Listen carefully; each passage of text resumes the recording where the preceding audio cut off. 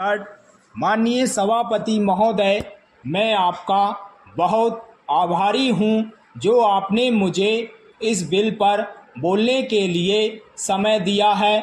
यह जो बिल सहकारिता समिति को एक समिति में भेजने का निश्चय किया गया है, जिस पर कल से बहस हो रही है, उस पर मैं आपके आदेश से कुछ कहना चाहता हूं।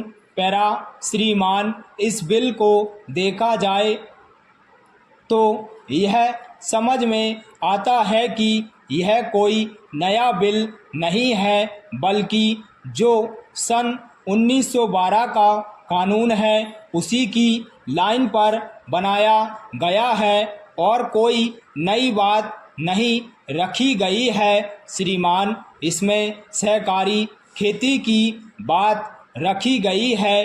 अगर यह कहा जाए कि यह कोई नई बात नहीं है तो गलत नहीं होगा। जहाँ तक सहकारी खेती का संबंध है तो उसकी तरफ जनता और विशेषकर किसानों का बिल्कुल कोई झुकाव नहीं है और उनका झुकाव न होने के कारण उन्होंने उस सीमा तक नहीं अपनाया जितनी सरकार को आशा थी। श्रीमान, आपको मालूम है कि नागपुर कांग्रेस में यह प्रस्ताव पास हुआ है कि सहकारी खेती कराई जाए पूरे देश में। इस समय इसका जोर चल रहा है और इसको लाने के लिए ना मालूम इसके कितने रूप रखे गए हैं।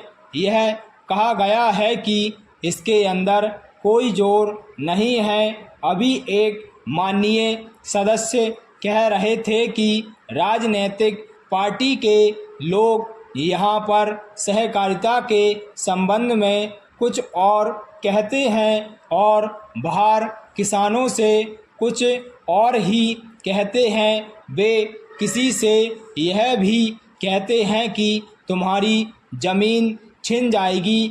मैं यह निवेदन करना चाहता हूं कि यह जो कहा गया है और किसानों के अंदर जो भावना पैदा होती है वह इस बिल से स्पष्ट होती है कि वह गलत भावना नहीं है। मैं यह जानता हूं कि जब किसान पार्टी का जोर बढ़ा और किसानों की आवाज़ ऊंची हुई तो सरकार ने और हमारे नेताओं ने यह कहना शुरू कर दिया कि हम सहकारी खेती को किसानों के ऊपर लादना नहीं चाहते, बल्कि यह तो किसानों की इच्छा पर है। लेकिन इसके साथ ही साथ एक बात मैं पहले भी निवेदन कर चुका हूं और फिर भी निवेदन करना चाहता हूं कि नेताओं का अपना विचार होना चाहिए।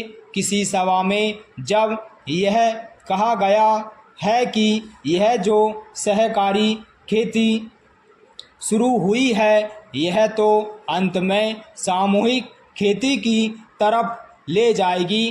पैरा माननीय सभापति महोदय, उन्होंने साहब कह दिया कि अगर सामूहिक खेती होती है तो इसमें मुझे कोई आपत्ति नहीं है। मैं यह कहना चाहता हूं कि इस बिल को देखने से यह साफ स्पष्ट होता है कि उस सहकारी समिति के जितने सदस्य होंगे वह अपनी अपनी ज़मीन को एक साथ कर लेंगे और अगर समिति से निकालना चाहेंगे तो एक साथ अधिक ज़मीन उसको नहीं मिल सकती है। इस बिल के संबंध में इस सदन के सरकारी दल वाले लोगों ने और विरोधी दल के लोगों ने बहुत सी बातें कही हैं। जैसा कि यह बिल है इसको अभी